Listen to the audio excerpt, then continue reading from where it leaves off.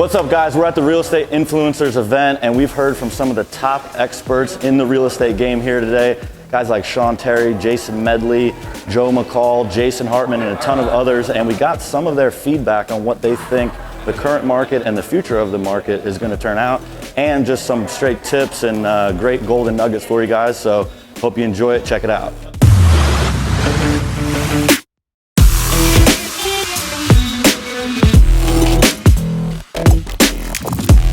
Right now, there's a lot of noise in the space, a lot of uncertainty. No one has a crystal ball, but everybody that I've been talking to are very data-driven, right? Like, don't guess, follow the numbers, follow the metrics, and then you can potentially predict what's gonna happen. Whether it does or not, you can at least prepare for it.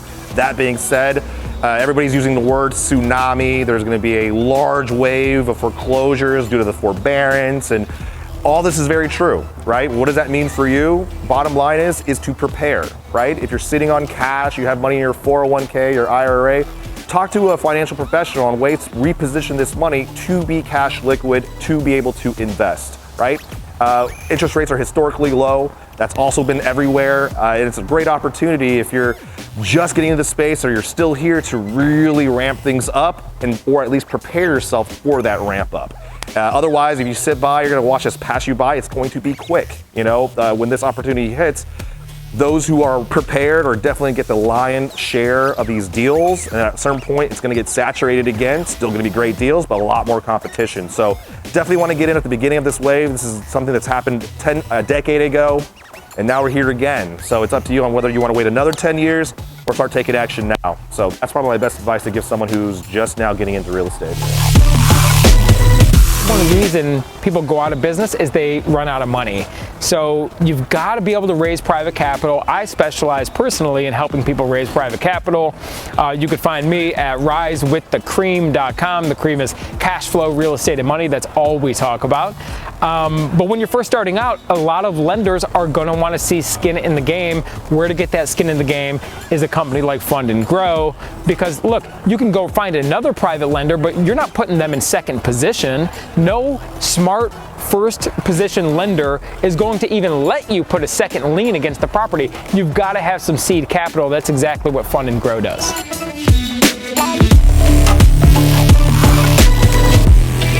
Like the moratorium is expiring at the end of the year, you're looking at the unemployment, you're looking at the divorce rate and the bankruptcies, all the types of things that might suggest, doom is coming. I mean, the people haven't made their payments on their mortgages in the last 9 months. So we've got this conflicting information that one would say it's probably gonna go up and another would say it's probably gonna go down. But I think one of the more important things to really focus on right now is the value of the dollar. I think that over the next few years, that's gonna be really, really important. And we're all expecting it to probably drop a little bit. It might go up a little bit, but then it's gonna probably ultimately drop. And one of your best hedges against that loss of value in your dollar is real estate. It's a utility, and whatever the dollar does, your tenants will be paying you with that new dollar, the new value of the dollar. So it's always a good time. And I was just doing a little evaluation, a little calculation on what our interest rates are right now, what the home prices are right now, and what the inflation is doing right now. And technically, you've got more buying power right now for a property than you did in 1976. Houses are technically cheaper today than they were 30, 40, 50 years ago. So we know that real estate isn't going anywhere. Everyone's always gonna need a roof over their head. It's cheaper than it's ever been. And as we move forward into this uncertain time, preserving the value of your dollar is gonna be really, really important. So I would say just buy and hold as much as you can.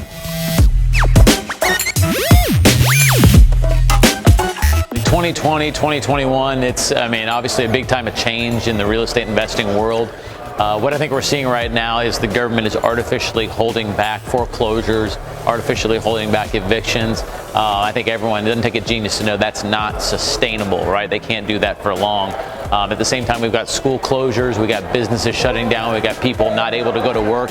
Even the people that are working from home, in many cases aren't as efficient as they were for the companies they were working for. So foreclosures are coming. That's my call, right? I don't know the exact timing, but I would guess that as the moratoriums on foreclosures end, as the moratoriums on evictions start to end in the first quarter of 2021 into the summer of 2021, we're going to start to see the filings actually start to happen. So probably the tail end of 2021 is when we're going to start to see a lot of foreclosures actually coming to fruition. Now that creates an opportunity for investors that are ready to scoop up those foreclosures, as well as people that are looking to, investors looking to help homeowners that are in distress. Motivated sellers are going to be in abundance coming off COVID, coming off of school closures, businesses shutting down. So I really have it pegged as the filings are going to start in probably the second quarter of 2021, and then probably those evictions will start coming to fruition at the end of 2021. Some people think it's going to happen earlier than that. I don't. I think the end of 2021 and probably 2022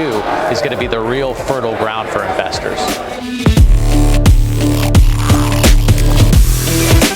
As the market is declining, like there's talks right now about the economy, the new economy that we're about to enter into because of COVID being the catalyst of that.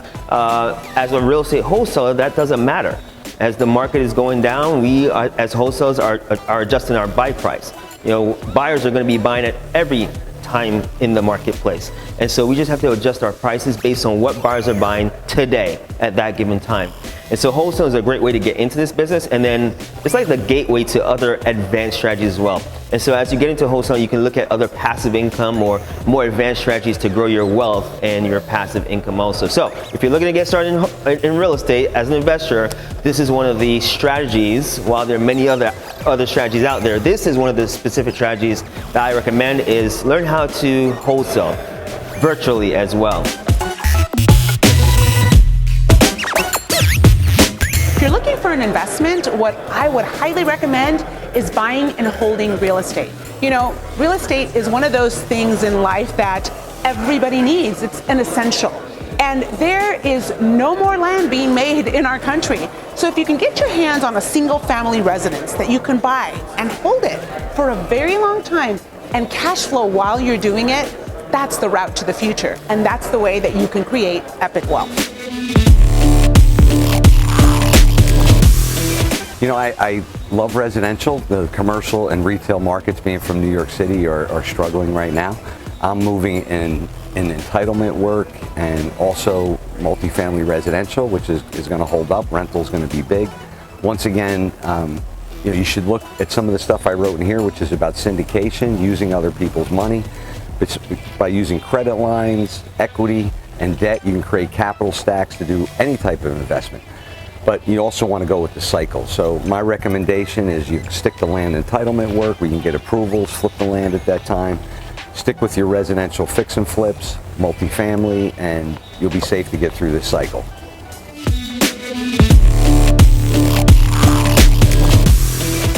The lenders, some of them literally aren't accepting any new applications.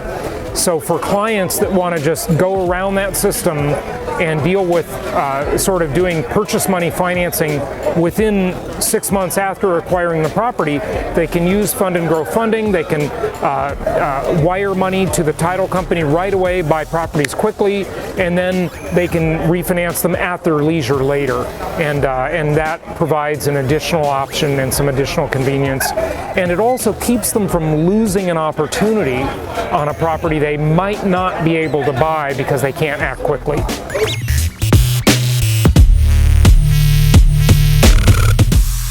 I just wanted to take just a moment of your time to tell you that we love doing JVs with Fund&Grow. The team at Fund&Grow is unbelievable. They've got a fantastic database. Great earnings, our EPCs are always high, and it's just fun and easy to work with Mike and Christy and the team. If you are considering a JV, I strongly encourage you to work with the team at Fund&Grow.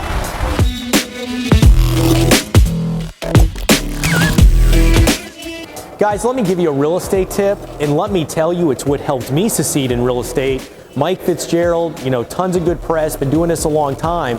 But if I didn't know that action plus action equals massive results, and if I would have given up when it took me 3 months to get my first deal, I wouldn't be here today.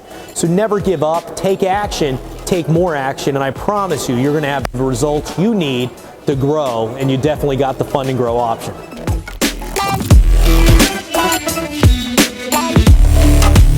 As a potential way to get 0% financing for a year, based on your credit. If you're a 720 or above, you should definitely check these guys out. Yeah, and the business credit that we get is 0 interest for an average of 12 months. It doesn't show up on the personal credit report like we were talking about. So we've been working together with Kevin and Dave and Ross Hamilton at Connected Investors for a couple years now, doing some cross promotions, sending each other clients. And a lot of real estate investors really love what we do because it's a great alternative. It's cheaper than hard money, doesn't show up on your personal credit report, and you get rewards points that you're earning cash back, free travel. So it just makes a lot of sense to use business credit. No brainer. Even if you're using hard money like you're a hard money lender. You can leverage it. How many deals have you done? 4,500. 4,500 transactions. Yeah. This guy knows his shit. He's like one of the leaders here at this event. We've got a lot of real estate influencers here. And we met up with Kevin and Dave. And so we just wanted to kind of share a little bit with you guys. But it's a great alternative, like we said, to hard money. A lot of people are buying properties outright with the credit we get for them.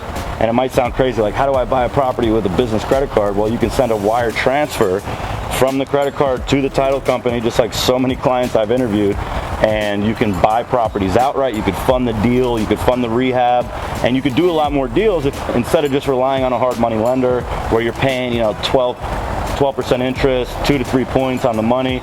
So if you think about a $100,000 deal, and it's a true cash offer. Yeah, you're not waiting for an appraisal to come in. Exactly. Now you're the cash buyer. Yep. You're getting the best. You're price. a true cash buyer in that situation. Exactly. Yep. Fund and grow. Fund and grow. Fund and grow. Fund and grow. Fund and grow.